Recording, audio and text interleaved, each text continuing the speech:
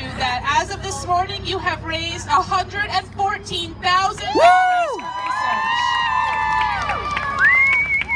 Now, of course, everything we collect today and through December 31st will still count, so don't stop your fundraising today. We're still shooting for $155,000, and I know we can do it working together. Before we get started and I invite our guest speakers up today, I want to just recognize some of our walk leaders. We have our walk chair and chapter president, Martha Steele. We have our business chair, Abraham Scaria. We have national board members and trustees, Jerry and Debbie Shaw, Alan Spiro, Martha Steele, and Abby LeBlanc. I also want to thank so many of you, all of your team captains, the walkers, our sponsors, everyone. You guys have all made this possible. So, without further ado, it's my pleasure to hand it over to Martha Steele, our walk chair and chapter president. Martha? Yeah. Go Wally. Go Wally. I'm a little excited about Hope so. Oh, it's a dog. Someone shaking something. And you can get down. Okay, let's go. I don't think he's gonna stay, but anyway. Welcome, Boston! And it's great to see you guys here. Our 9th walk. It's my personal 8th walk. Yep, mine too. And I guess one thing I want to say is that when I started with this, Talking to me louder. I could see all of you. Today I can't. And that's part of what we're all working so hard for. We are losing our vision, and we're trying to do what we can to support medical research. I happen to have a very good friend, my good friend John, who is actually participating right now in a stem cell trial at Mass Eye and Ear. About a month ago, he received his stem cell treatment. And of course, we don't know anything in general about the trial. All we know is that for safety reasons, according to safety protocol, everything is going okay. It's going fine.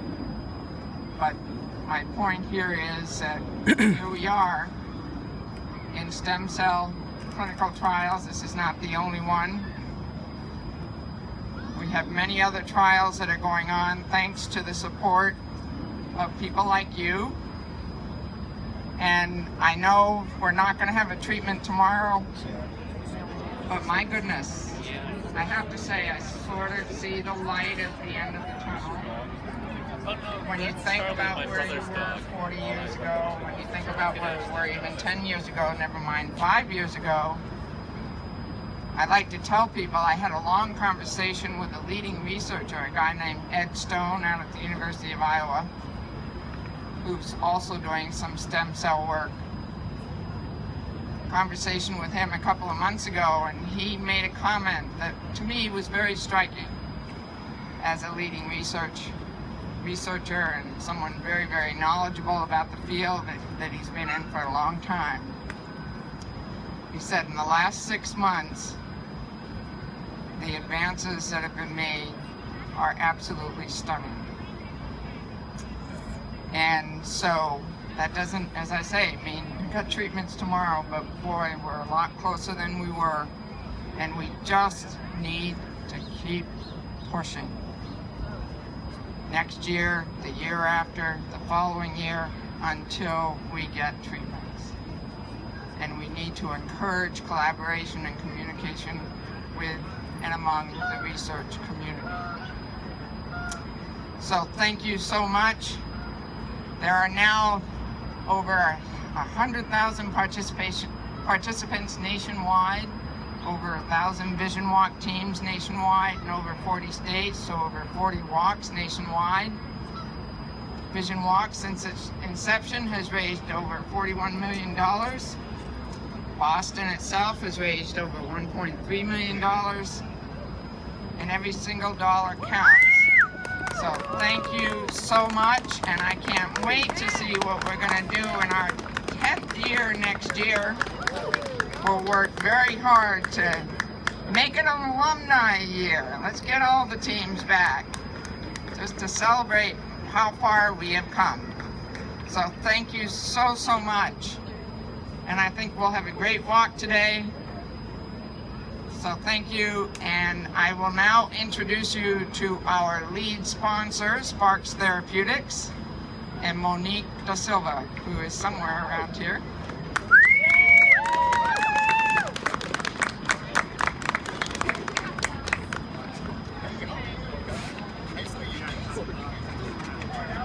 Thank you very much, Martha. And good morning to everyone. It's very exciting to be here, and I know I speak for the full Spark Therapeutics team that we're really excited to be part of this. I want to take this opportunity to thank the Foundation for Fighting Blindness, as well as all the organizers, and especially Katie for putting on this wonderful event. All of us here are familiar with the sometimes devastating consequences of retinal disease. And I think now more than ever, and we agree with you, Martha, we have reason to be optimistic. Advances in genetic testing and diagnosis, as well as our ability to learn more about the causes of IRD, are giving us new avenues to explore in our research. Late last year, Spark Therapeutics released positive top-line data from the first successfully completed randomized, controlled, phase 3 clinical trial for an investigative gene therapy to treat a form of inherited retinal disease with a mutation of the RPE65 gene. This is a breakthrough achievement for the community. And while there's a lot more work to do to bring this potential treatment and make it a reality, it's the more message we have right now is to really feel that we have hope. And as we continue to dedicate resources to the research that will lead to effective and safe treatments for all the people affected by IRDs in the years ahead. Our progress in understanding IRDs and identifying promising avenues in research also means that the work that the Foundation Fighting Blindness is doing is more important and more essential than ever before. Because so often it's the voices of the patients and the families that make the difference in ensuring that we get to effective treatment. And the work that Foundation for Fighting Blindness and all of you here do today has the power to move people to take meaningful action and to impact people, whether that's researchers, whether that's companies like ours, or whether that's leaders in government. Whether the promise of gene therapy or entirely new avenues to treat IRDs meet up to their promise, the work of Foundation Fighting Blindness will continue to play a very important role in the community and helping us move forward. I hope everybody has a great walk today. If you have a moment, stop by our tent and learn more about the work that we're doing, as well as a new genetic testing support program that we have launched named ID Your IRD. And everybody have a great walk. Thank you. Thank you, Monique. It is now my pleasure to also bring up one of our community champion sponsors today. Shire is one of our sponsors, and Dr. Serene Josiah is their senior director and is going to share some information about their work and their mission. So please welcome Dr. Josiah.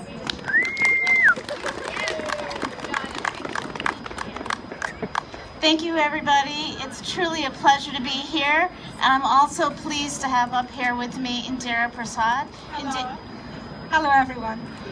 So I wanted Indira to join me because the work that we do as a team, and the work that we do is highly influenced by the community and by Foundation for Fighting Blindness.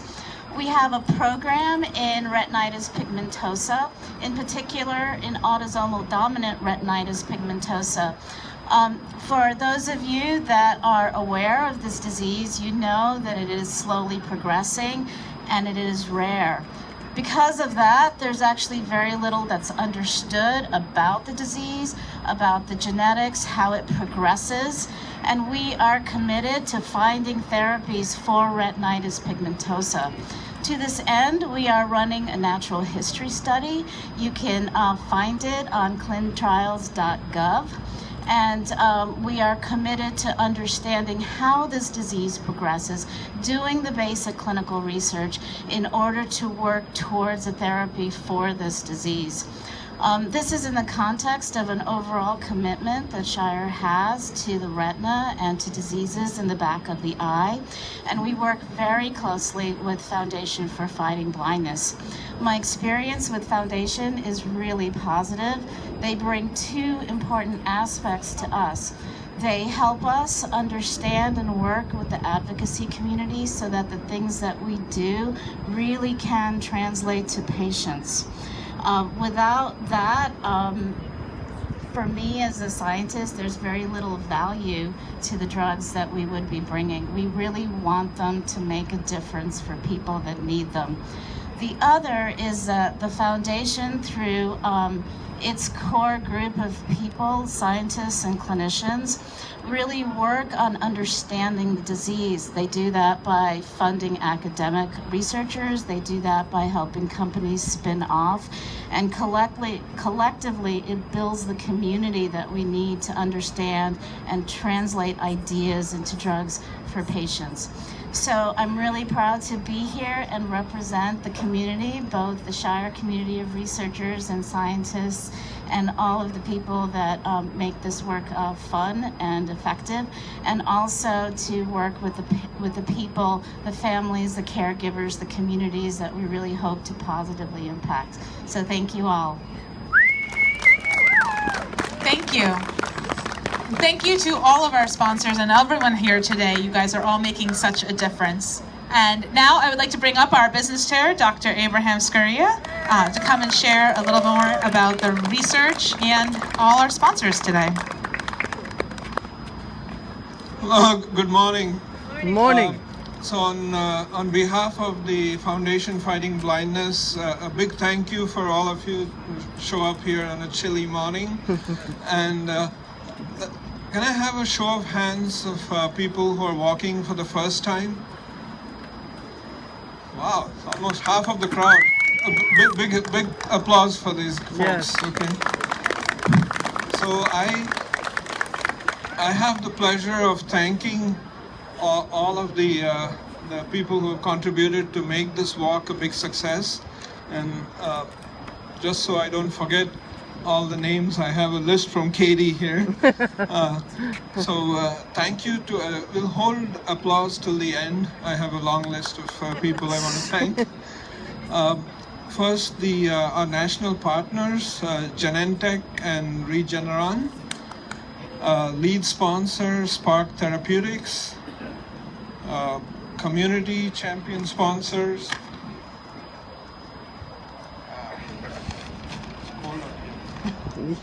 Shire, Alan Spiro, the Steele family, the Stymaced family, and the Lowry families.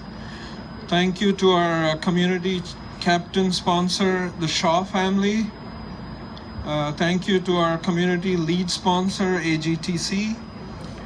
Our community partner sponsors, Current, powered by GE, the New England Eye Center, Sanofi Genzyme, Scenic Landscape, and also thank you to our community supporter sponsors, Clearview Healthcare Partners, Easton Lions Club, Google, and the Kirchman family.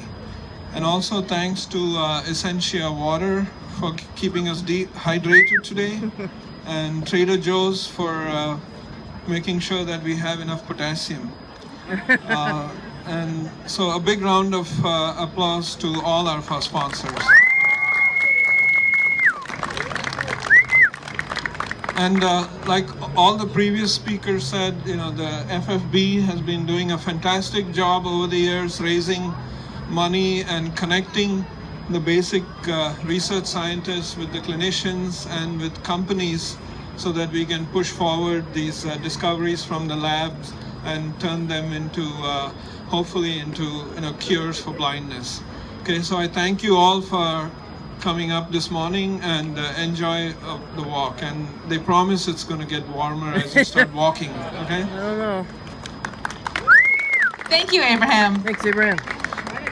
So today I have another list of people that I'd like to recognize, and that is our All-Stars. So All-Stars are anyone who's raised $1,000 or more for the Vision Walk. So these are some people who have been really, really helpful in getting us to that $114,000. So I'm going to call off the list of all the names, and if you could work your way to the front, we'll give you your pins, and we will take a nice All-Star photo. So I'll walk around.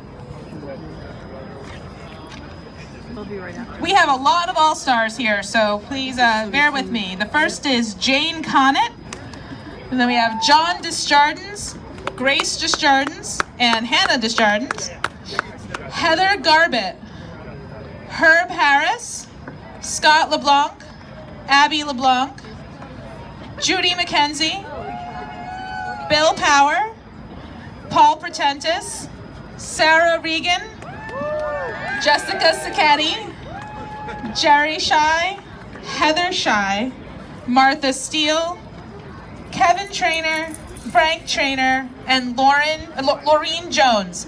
So congratulations, thank you to all of our All-Stars. If you come on up, we'll get a nice photo of everyone all together up here. You're welcome.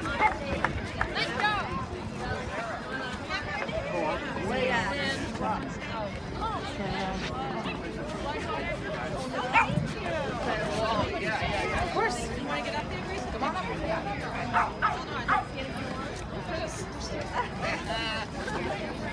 Oh, they won't look at us. Oh my goodness.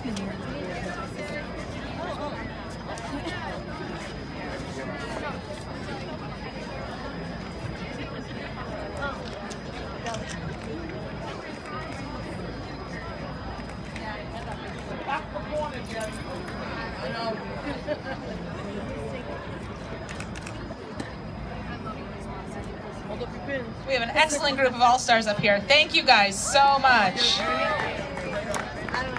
And if anyone has turned in enough donations today to also be an All-Star, we're happy to give you your pin as well. You can find us at the DJ booth for that.